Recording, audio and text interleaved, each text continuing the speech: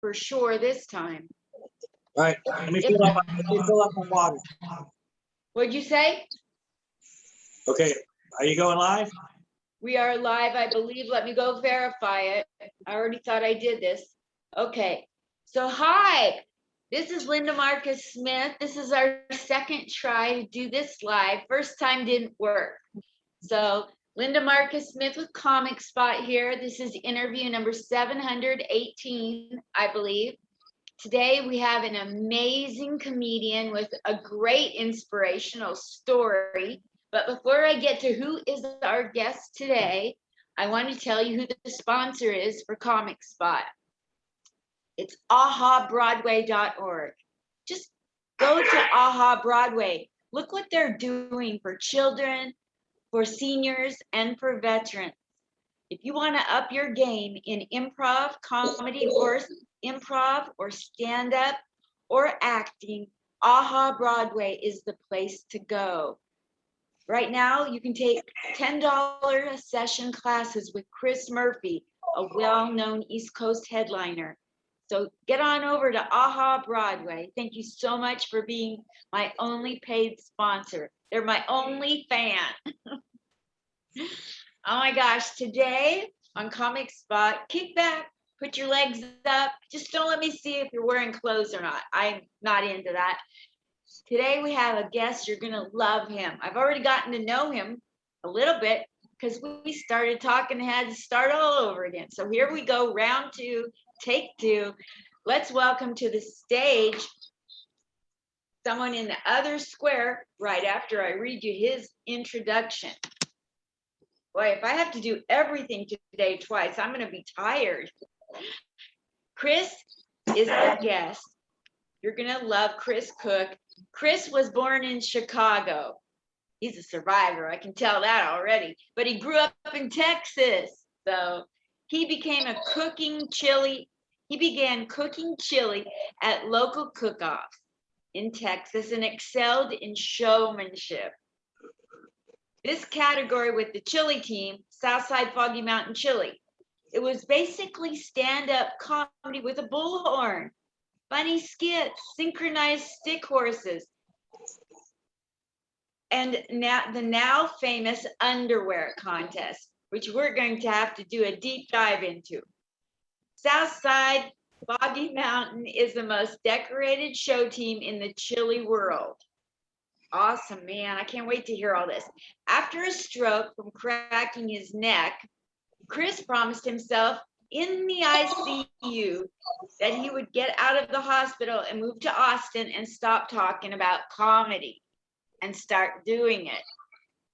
After fully recovering from his stroke, Chris moved to Austin and immersed himself in the comedy scene. He's now an up-and-coming comedian in the Las Vegas comedy scene. Chris has produced several shows of comedy in Vegas. He has played many venues on the Strip and downtown Vegas, you know, where the good comedy happens. Chris is going on tour this fall 2021, so look for Chris Cook comedy in a town near you. And now, please welcome, with a big round of applause, the Chris Cook. Hi, Chris. Hi. Thanks for having me. I'm so glad you're here. Thank you so much. I'm so glad we get to do this over again because the first time it didn't go to Facebook Live, did it? We don't have to, nobody knows that. Nobody knows that. You guys didn't hear that. We don't make mistakes. I'm so glad you're here. Tell me how your week has been, how the pandemic has been. Let's go there first. The week has been fine. We're still a little warm here in Vegas. We got up almost to 110 this week. I've had a pretty good week. I'm RV shopping. You are? Oh my gosh. Because you're going on tour. Yep. I'm gonna RV around a little. Right now I'm booking dates in California for October. I've already booked a show on the 15th, which is a Friday. I'm looking to book around that. So I'm doing a little test run here in October. Wonderful. What cities do you plan to want to go to? I want to hit the southern LA. I want to hit LA. I think there's enough there. I booked one show. I mean, I'm trying to work with Flappers. They have a lot of. They give lots of comics opportunities. They have multiple rooms, so I'm hoping to get on there while I'm in town and see what happens. That's awesome. I can't wait to hear where all you get booked at. Well, So what are some cities you want to mention that you want to get booked in besides? I think, yeah, I'm going to try October for California. November, I'm going to hit the Denver area. And then probably January, I'm going to go back. I'm going to be in Texas. What parts of Texas? Dallas, Austin, San Antonio, going to be right in that area. So looking to book dates in January in Texas. Awesome. So if you know anybody in comedy in Texas in January, no, I mean, I'm talking to the people watching that'll watch later today. Please get a hold of Chris Cook Comedy or Chris Cook on Facebook or me, and we'll get them out there in January. Yes, thank you. So yes. So let's go back to the beginning and work forward and ignore the noise in my background now. Somebody decided to trim bushes because I'm on Zoom. I can't hear it. Oh, good. It's bothering me. So you were born in Chicago and now you're in Vegas. Take us chronologically by age through all the phases of your move. Yes, I lived in Chicago for the first 5 years of my life, and my dad bought a farm in Wisconsin and wanted to be self-sufficient, like the British comedy Good Neighbors. And so we moved to Wisconsin. We were there from 5 years old to 10 years old. And that was just a great place to be a kid. Just ducks and frogs and fishing and just and then great place to grow up. Then we moved to Texas when I was 10. In the Dallas area, I went to South Grand Prairie High School and moved to Austin about 14 years ago now. I was in Austin for 11 years. I've been here in Vegas for 3. Awesome, that's so great. So that must help add to your comedy, all those places you've lived. I think so. I'm also in sales for my day job most of my life too. What type of sales? I was in litigation support. I sold services to law firms, copying, imaging, coding. So were you around when people would put their derrieres on the copy machines and send body part pics that way, the old-fashioned way? I was the original selfie. Old school, those are old school selfies. Yes. Xerox machine. I once was working at a bank. This is the only thing I'll go into about myself. May I indulge you? Yes, please.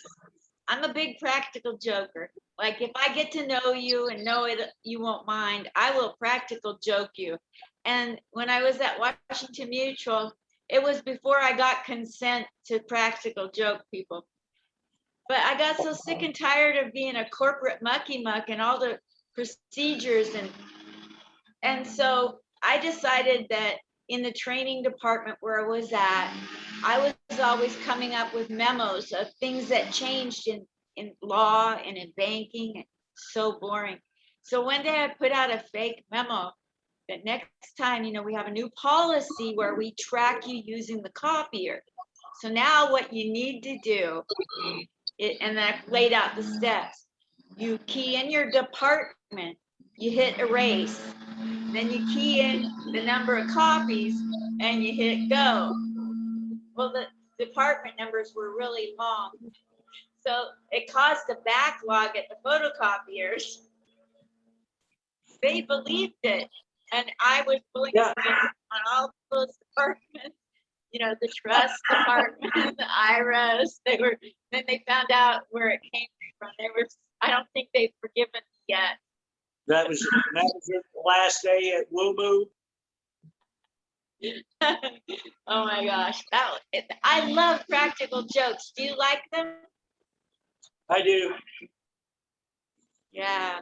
So you find out you're funny at what point in your life? Early on, I enjoyed the attention that saying something of making people laugh.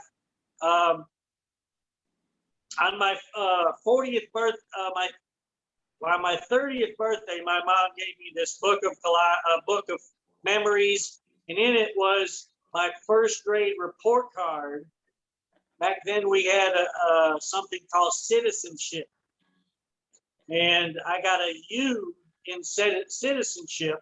U meant unsatisfactory, and the comment from the teacher was, "Chris has recently started speaking up in class, trying to make the other children laugh." So, first grade. Like that's a bad thing. Right. And then in high school, I was second place in the voting for class clown. But the guy that won it, his last name was Looney. So he had, the name kind of gave him the extra push to put him over the edge. What's the funniest thing you remember doing and saying as a kid? Well, early sense of humor is kind of the insult, the mean sense of humor. You insult one person, but 12 people laugh. So the way I see it, you're plus 11. Hurt one guy's feelings, but you cheered up 11 to 12. So I don't know. That's how I do the math. And then you get smart with comedy and you stop poking fun at others. Oh, and then you realize it's better to be self-deprecatory. It's better to make fun of yourself, turn all those jokes on you, and they work much better. You're not being an ass. You're just, if you're making fun of yourself, people relate to that. We've all had failures that if you have to laugh about or you go crazy. Exactly. Oh my gosh.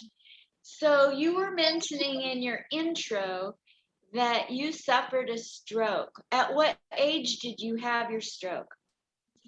So that was in my, what was it, 11, 14 years ago. So I was 43. And it was from cracking my neck. So if you've ever seen anybody do that, please, at my public servants announcement, stop the neck cracking. You got it. So what it does, it severs the artery. It damages the artery that feeds blood to the brain. That's an important function. And so it's brainstem, not frontal lobes. There's a different stroke than most people get and most people know about.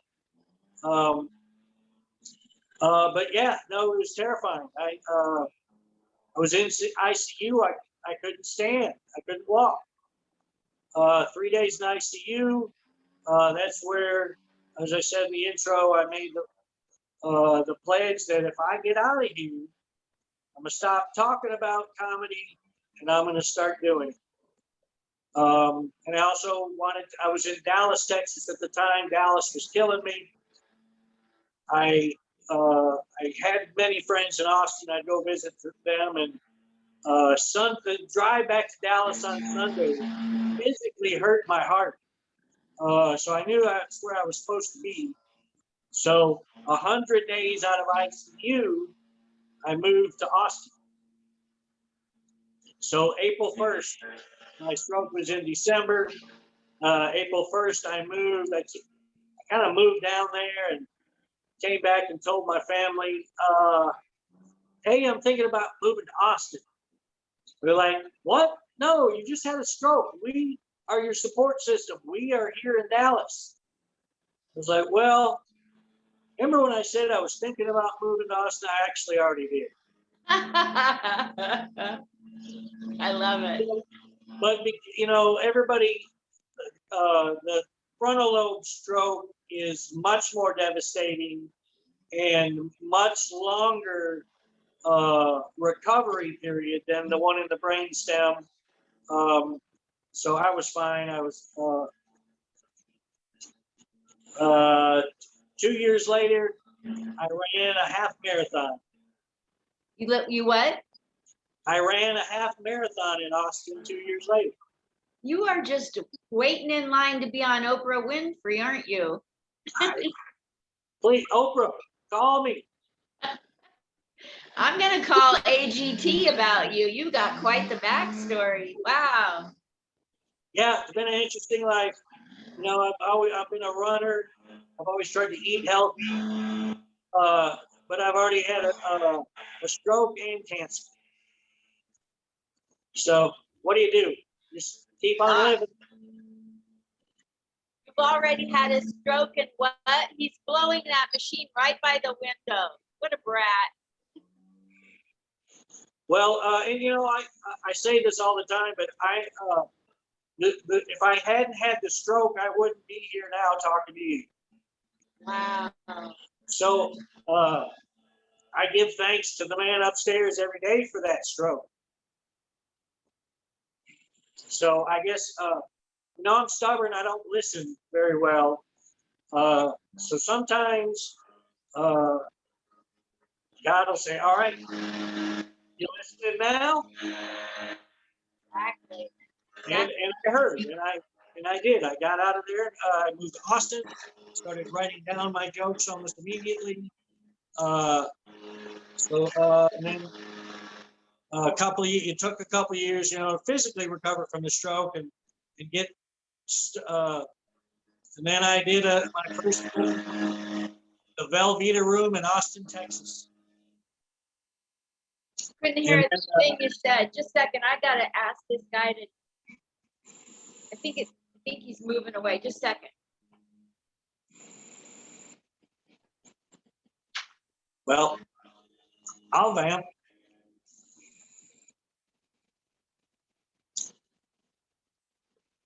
So, as Linda said, my name is Chris Cook. I'm not ready to smack him. His machine. Jeez. You think he'd be dead? I could hear it there at the end. Yeah, that was loud. Get the new one. That has no muffler on it. All right. So let's talk about, you said if something wouldn't have happened, you wouldn't be here today. That's pretty important information, and I really couldn't concentrate. So could you say it again for me? It was the what? You said, can you hear me? Can you Yes. hear me? Okay. Yes.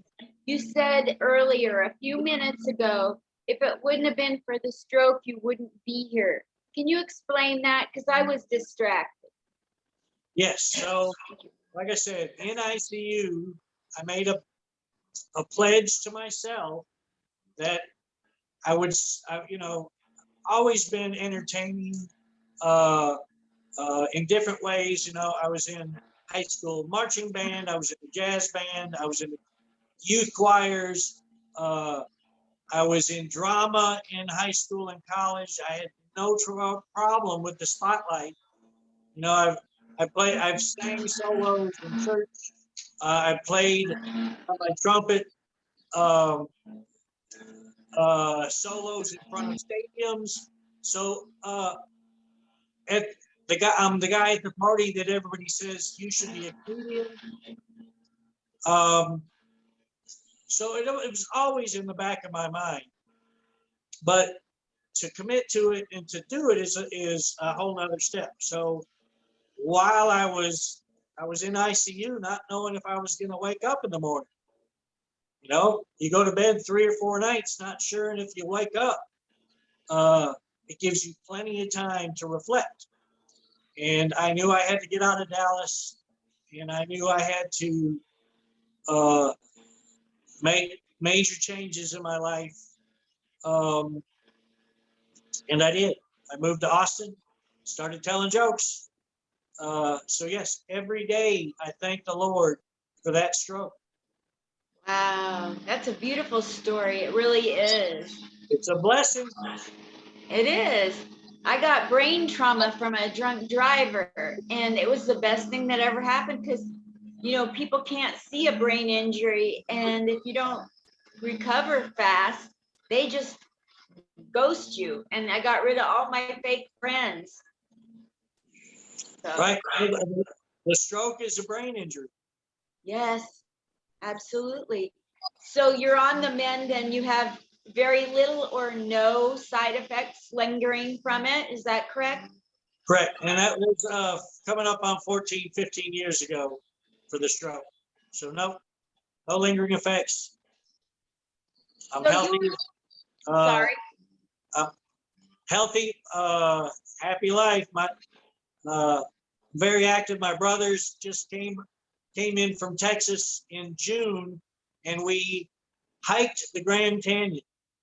Can't imagine. We left a South Kaibab on the south rim, camped overnight down in the bottom. All of this with 35-pound packs on us, and then and hiked out the next day. It was 6 hours to hike down, 9 hours to hike out. Holy Toledo. Congratulations. My We, God. we didn't think it would be that long, but we underestimated it. Ah. Uh, You were speaking earlier about how wonderful your mom had as an influence on your life. Would you mind going over that? I don't want people to miss out on how wonderful that was in your life. Oh, sure. No, growing up, your mother is your first audience, and my mom was like I said, we moved to Texas. My parents immediately got divorced.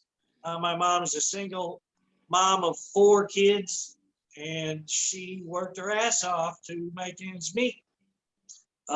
Single moms, I think, should run the government. Single moms would balance the budget. You know why? Because they don't have a choice. That's right. So I think we should make single moms run this country. But I wanted to make my mom laugh. So I remember one of the first I do a parody song to that would make her laugh. Have you ever heard the one? Leprosy. All my parts are falling off of me. I'm not half the man I used to be. Oh, I believe in leprosy. I remember doing that at 7, 8 years old to make mom laugh. Oh my gosh. I know, it's so embarrassing. I can't believe I still remember that bit. Oh my gosh. I always wanted to make my parents laugh too because they were very sad and they would stare off into space. And so when I would go and whenever I go and do comedy, I pretend that I'm doing it for my parents. That's beautiful. That's very sweet. Do you ever pretend that your mother's in the audience? No, she's been here to Vegas. She saw me perform at Rick's Rollin' Smoke. My first big show when they were living in Dallas, I had moved to Austin, and I got in the funniest person in Austin contest, and it was like I got like a Sunday night spot.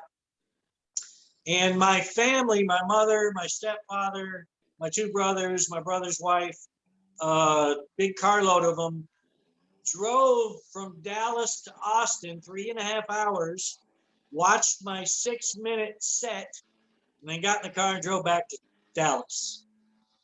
Now So that's 7 hours in the car to see my 6 minutes. That is love. What That did is, they, isn't that, what did they say about your set? they loved it. They could tell I was scared out of my head. I got, that when I was at that point, maybe I'd been done stand up 10 times when I got into that show, and now I'm in front of 500 people. Holy Toledo. So, Congratulations. yep. And then last Thanksgiving they came to town for the holiday, and I was on at Rick's, and they got to see me again, and they all complimented on my growth as a comedian. Like, you're so much better than you were. Oh, that's wonderful. But they don't get to see you every day, so they see you in different distances, so they can actually be milestones for the growth. It's better feedback because people that see you every week at an open mic, they just tune you out. Yeah. Not you, me.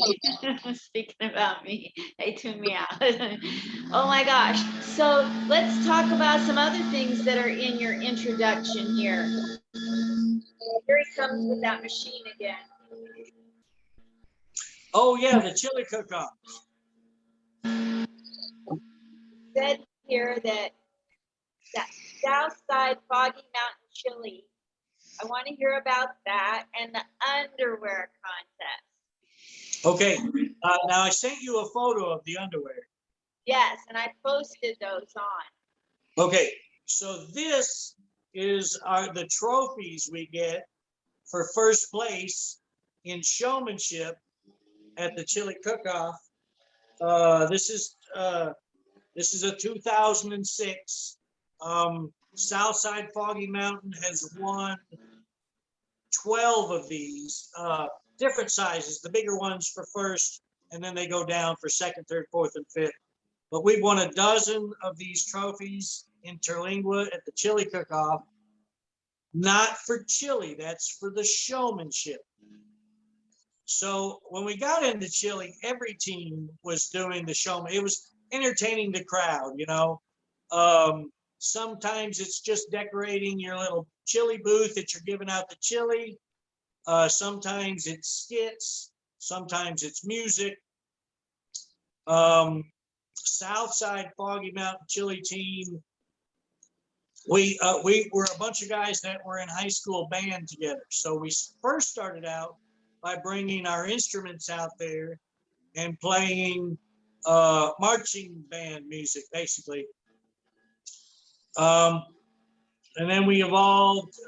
The stick horse riding is synchronized. We actually we did the stick horse riding at the state fair, and the Ellen DeGeneres show. No, not Ellen. The Rosie O'Donnell show came out to the chili cook-off. Paula Poundstone, the comedian, came out to the cook-off and interviewed a bunch of us. And then Paula Poundstone did stick horse riding with us, and it was on the Rosie O'Donnell show. Oh my gosh, do you have footage of that still? At the state fair? No, this was years ago. But Rosie doesn't have a show. Well, now she's on and off the View. That is so cool. Oh my gosh. Yeah, Paula Poundstone. If I ever meet her again, I'll tell her, hey, we met. That is so cool. Do you know people that know Paula? I don't. I know somebody that knows her. I can spread the word back. Okay, let's do that. Let's make that happen. Hit me up afterward to remind me. What else is in this intro that we need to cover? Let me check. Okay, the underwear contest is our greatest showmanship contest. It's a huge crowd pleaser. Basically, I have a bucket of underwear. Doesn't everyone? And I make 3 piles of underwear. Some of them are this big, some of them are that big, and then I get volunteers that I drag out of the audience and make them do now it's a race to put all those pairs of underwear on. No way. How funny. So the winner is now standing there with 10 pair of underwear on. I got a fly driving me crazy. There's no flies in Vegas. Why do I get one today? It's the ghost of Rosie O'Donnell. It is that damn Rosie O'Donnell fly. Still bugging me. But yeah, so now it's a race to put them on. I actually I did that. I've actually done the contest on stage here in Vegas, the underwear contest, a few times. How fun. Have you ever thought of putting all the underwear on somebody and seeing who can take it off fastest? No, but that's the joke I usually use for the last place finisher. She's better at taking it off quickly.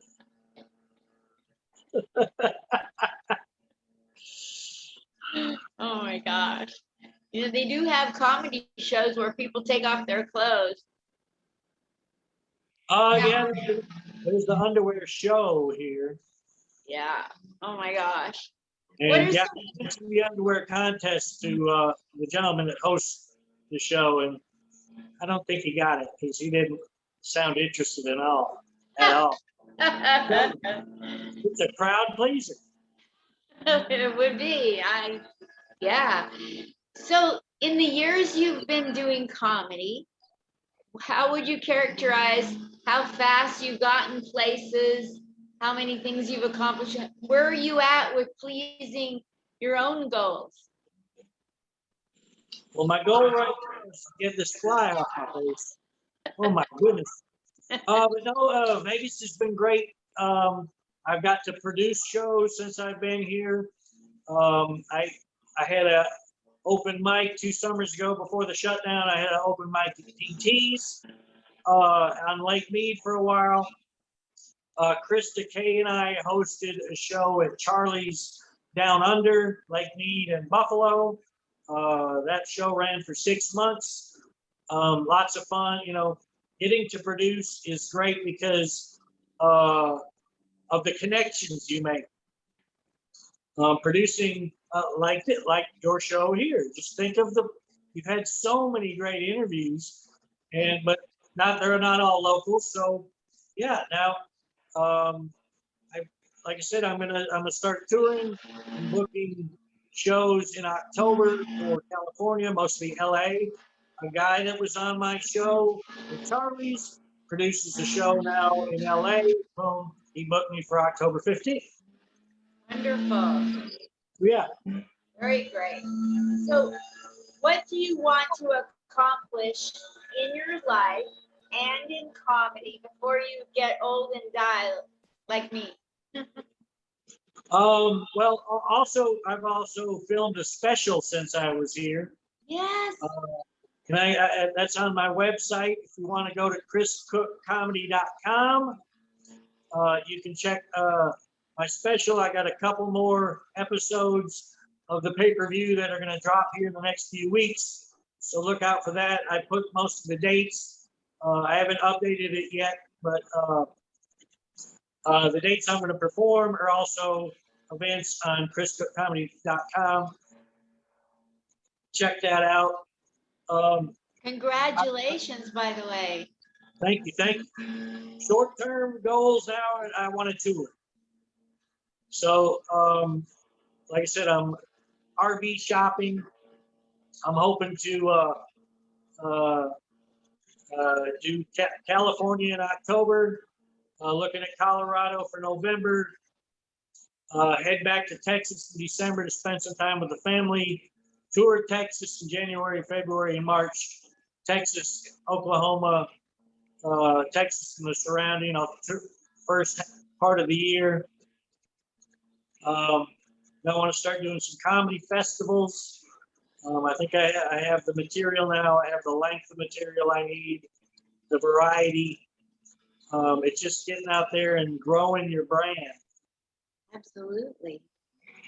So October, California, November, Colorado, December and January and February down in Texas and Oklahoma. Did I get it right? Yep. Okay. Perfect. So I'll post that where, well, on the post, I'll say, if you're in these following cities, book him because he's coming, I'm coming for you. coming for Coming you. to get you. What? I'm coming to get you. You're coming to get you, coming with them jokes, a bag of jokes. So what do you have that you want to promote that you have not yet had an opportunity to talk about? Oh, I am on a show next Saturday, the 18th, at the Rio, on the Strip, just off the Strip, and it is for the American Cancer Society, and we are doing jokes for cancer survivors, What? which I am one of. So I've been wanting to, looking for a good place to break out my cancer bit, and now talk about relatable. Yeah. I'm going to do my cancer survivor bit to cancer survivors. So I'm really looking forward to that.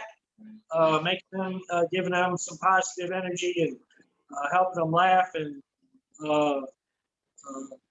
helping them know there is a future. Because I am proof. We talked about the stroke, but 2 summers ago, I did get bladder cancer 2 summers ago since I've been here.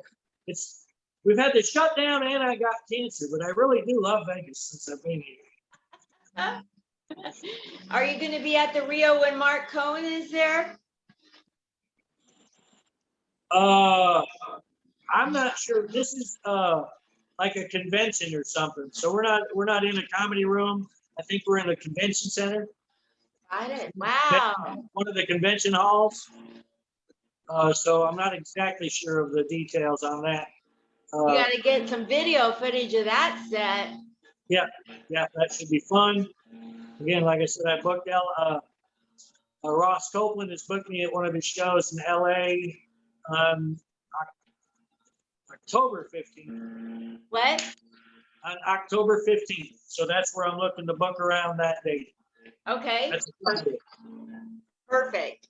And So, also, I'm doing working on a character down on Fremont Street. I'll be out there this weekend. insult guy, 3 insults for $5. That's a bargain. 3 insults for $5. And it just, don't think of it that I'm insulting you. These are insults you can take home and use at parties against your buddies. You can recycle them. That's right. Mileage. Just never, you can get more mileage out of this than you can working that number on Pi Day. Right. That don't apply to much, but this does. So get down to Fremont Street and see Yeah. Chris Cook in one of them circles doing insults. For most people, 3 for $5. But if you're a millennial, it's 6 for $10. You got to get 6 if you're a millennial. Right. The three for 10. It's twice the price if you're done. Oh my gosh. So who are some people? I'm going to ask them to make change. And come back a week later and see. Yeah. Here's $1. Give me change for 63 cents and watch their head just go. It's so true. It's so true. And it's the technology that's doing it and the schooling. It's not even the young people's fault. Sort of, but not really.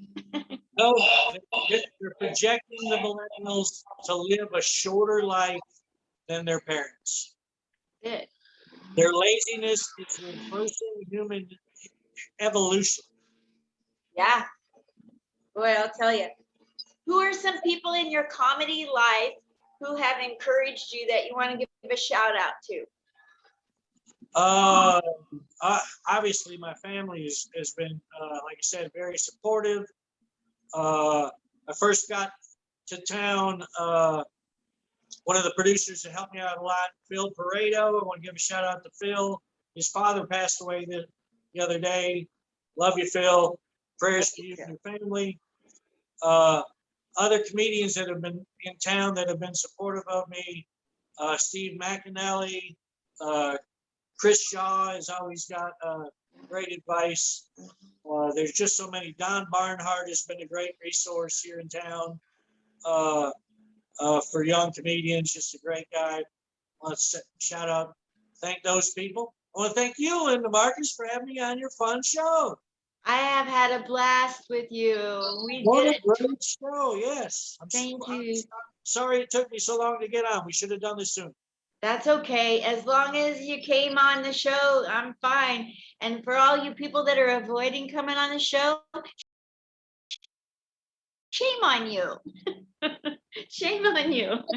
Just kidding. Don't be afraid of me. I don't bite. I don't. Oh my gosh, I can't wait to post all my thoughts about you. And if I get any of the dates wrong, I'll just hold up the old lady card and you can correct me. I will. Thank you, sweetheart. Thank you so much. Come back as often as you want, every month, every other month for 5-10 minutes and plug stuff you're doing, please. I will. I'm here lonely. Thanks, America. Thank you. Bye, Kristen. Bye.